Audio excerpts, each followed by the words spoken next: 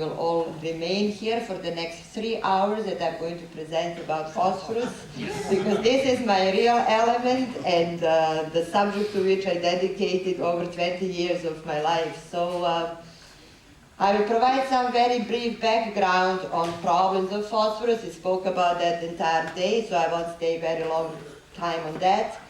I will present the background research to phosphoridec technologies, research and development performed at the University of Vermont, the implementation, testing and validation of technologies. Then I will speak about my small business, Phosphoridec, and very long and tiring approval process in United States and some other countries. Phosphoridec applications and performances. Very little about peak phosphorus that Gun already spoke about this morning. I will present few articles about phosphoridec technologies in the press and finish my presentation with a summary of accomplishments. You can interrupt me anytime, and also if I need to talk slower maybe, give me a sign, please. Okay. So why we are concerned about phosphorus more and more and about water contamination? As we are all aware in this room, we are currently living in the time of global water crisis, and where actually only 1% of the world freshwater resources is readily accessible for direct human use. Human can survive for 1 month without food, but we can only survive for a week or less without water.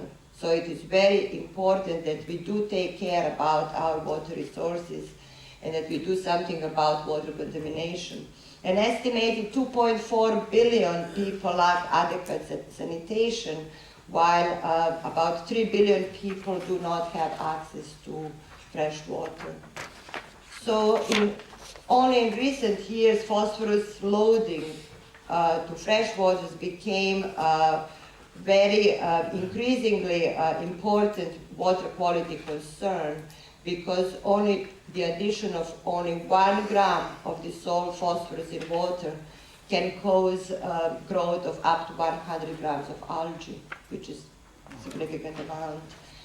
And this is the resulting situation in many parts of the world. On the left-hand side, we have the Chinese Sea and situation in China. On the right-hand side is Pike River, where I live in Quebec, and this is where I just crossed the border in Vermont on Lake Champlain. Lake Champlain is bordered by Quebec, Vermont, and New York State. So as you can see, we have significant accumulation of algae. Algae blooms can decrease oxygen levels in water. This is just a little bit of background. I will not bother you too much with that. And which results in the fish kills. They can cause foul odors and taste, diminishing the recreational use of the water, and also the potential of water resource use as a water supply. And some species of algae have been found to be extremely toxic to humans, not just to animals. According to the World Resource Institute, today we have about 400 eutrophic and hypoxic areas in the world. And I just wanted to give you some ideas of what is happening in the coastal areas. The red dots here and the yellow dots present eutrophied areas and areas of the concern. The fact that we don't have so much in some continents is because of the lack of data. It is not because we do not have eutrophication problems there. So my dedication to phosphorus research started in early 1990s, actually with the first indication of the need for development of European wastewater directive, which was supposed to come up with universal regulations for phosphorus for discharge in sensitive areas. Now, I'm talking about 1991. 20 years later, we still do not have any kind of regulations for phosphorus universal for European Union.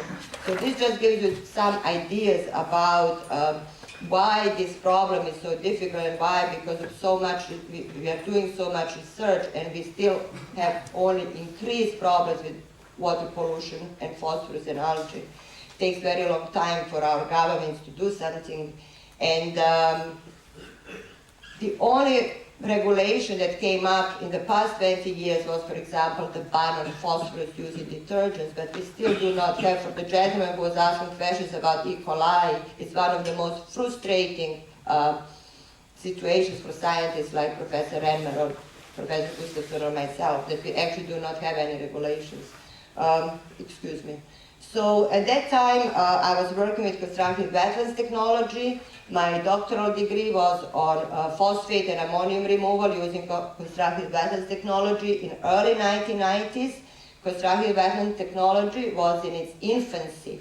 It was not universally accepted technology everywhere in the world, but we still knew that the main processes for pollutants reduction from constructed wetlands were through physical filtration, sedimentation with the wetland substrate, biological and chemical reactions, absorption and precipitation with the wetland substrate. So the idea was to find this magical substrate within constructed wetland system that would enable phosphorus absorption precipitation from domestic wastewater.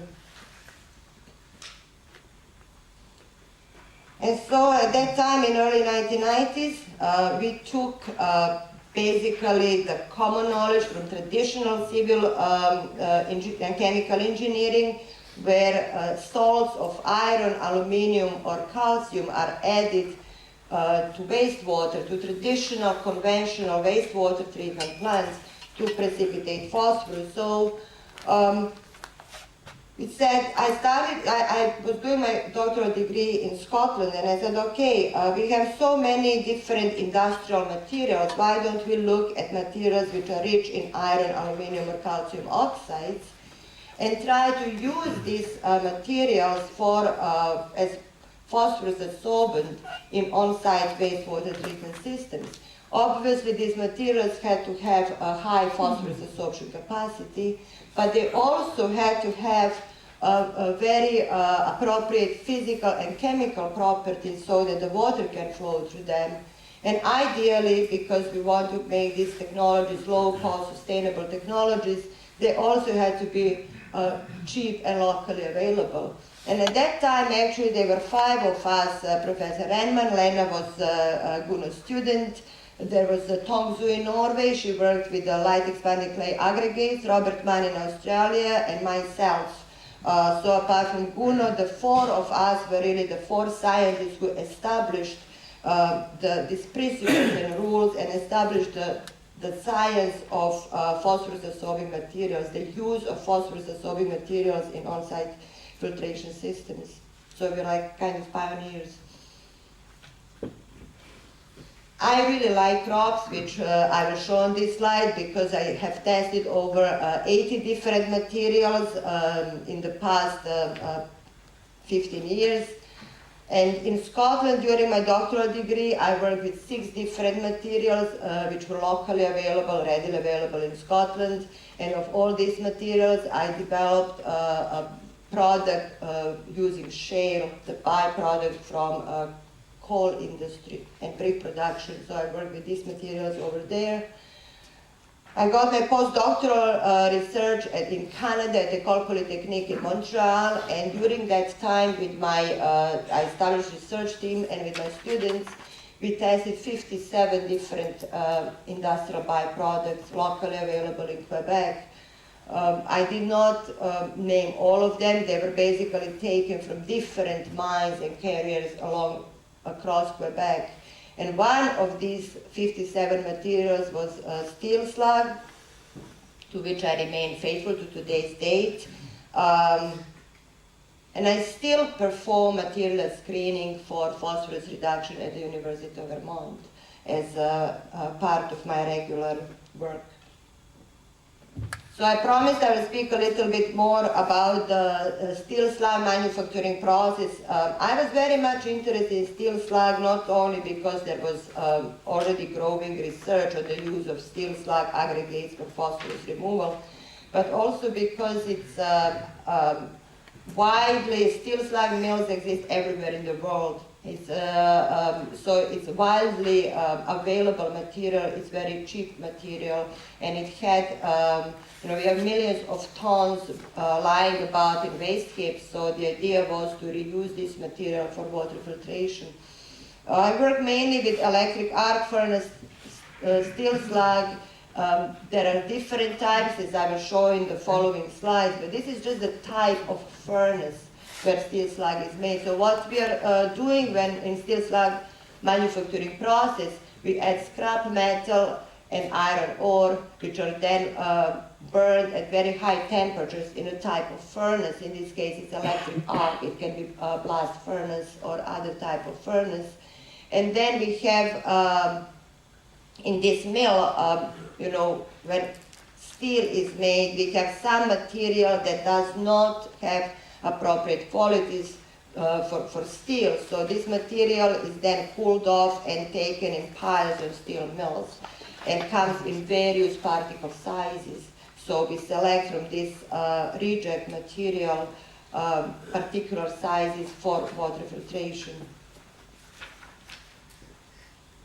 Depending on the furnaces that are used and where we are in the world, we have the three most common types of steel slag material used are blast furnace slag, electric arc furnace slag, and basic oxygen furnace slag.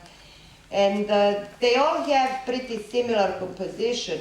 The very interesting part for us in terms of phosphorus removal is the fact that they have very high calcium oxide content, between 35 and 45%.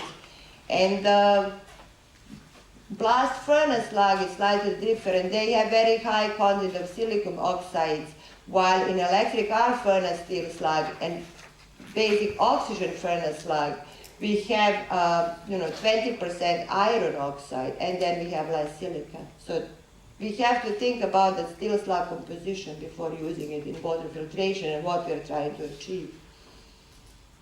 So, as I said at the beginning, the use of steel slag for phosphorus removal has been known for about 20 years. The first research that was performed on steel slag was by Japanese scientist Yamada et al. In 1986.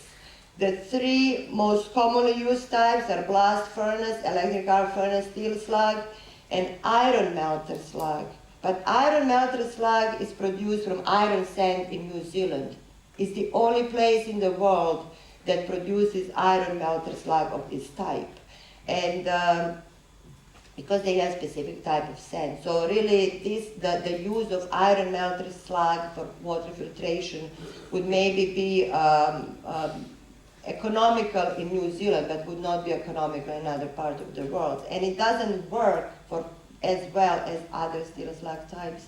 So here are just some references that are listed in the material, so you can see that there was incredible amount of scientific work that had been conducted over the years on the use of this material in water filtration.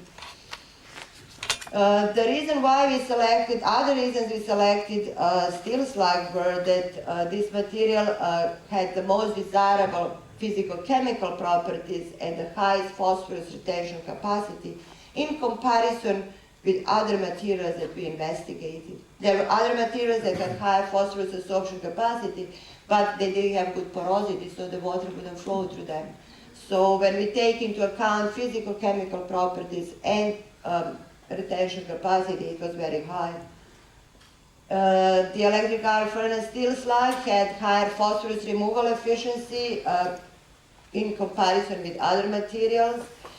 It also had a phenomenon that I defined as phosphorus rejuvenation phenomenon. In 2001 and 2002, I took the principles from soil science, actually, when we have a soil column that was fed for a long time with wastewater, and then when we drain this column and leave it to rest for a certain period of time, when we start feeding this system, it regains its phosphorus retention capacity. So basically that is phosphorus rejuvenation. So this was very, very important characteristic of this particular material. I observed it only in this type of steel slag.